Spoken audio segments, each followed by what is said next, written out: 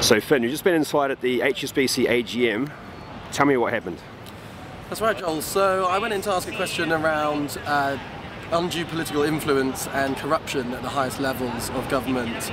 HSBC has been found to have been providing significant loans of over £200 million to private companies owned, directed and managed by Tory party Treasurer Michael Spencer, and at least a significant proportion of those loans has been used to make donations to the Conservative Party.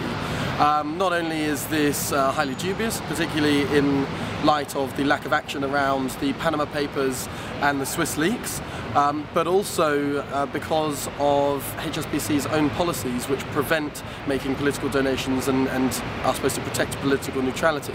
So I want to question the board on those issues and to try to put some pressure to clean up their act.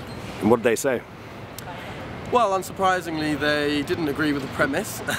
They largely rejected the claims and said that that essentially they weren't changing their policy. There's a regulatory change policy change that they're making, which is to allow overt political donations, which I queried, and they said that essentially they were doing that to enable them to pay politicians to speak at meetings, to speak at events, which they already do.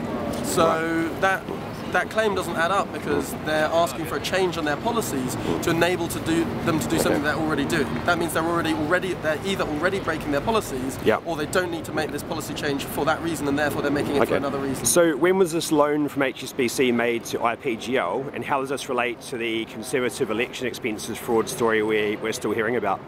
So the loan was made at the height of the financial crisis around 2008, and in the intervening period to about 2012, I believe, donations were made by his company IPGL to the Conservative Party. Since then, obviously, there's been serious allegations of electoral fraud in the 2015 election that are still under investigation and are almost exclusively for Conservative Party party politicians.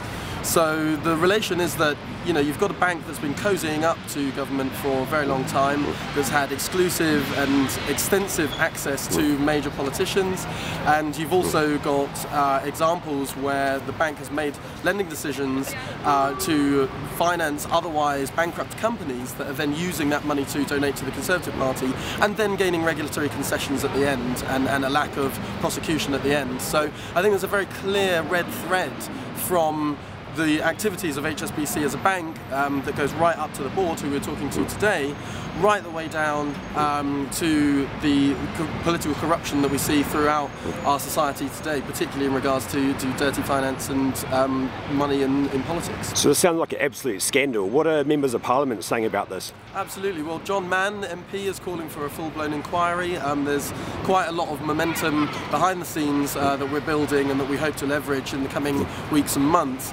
to gain full exposure of this absolutely dramatic national scandal. Thanks, Finn. Sounds like we'll be hearing more about this. Absolutely. Keep your eyes peeled on moviemoney.org.uk, on the Twitter feed and on Facebook as well. Thank you.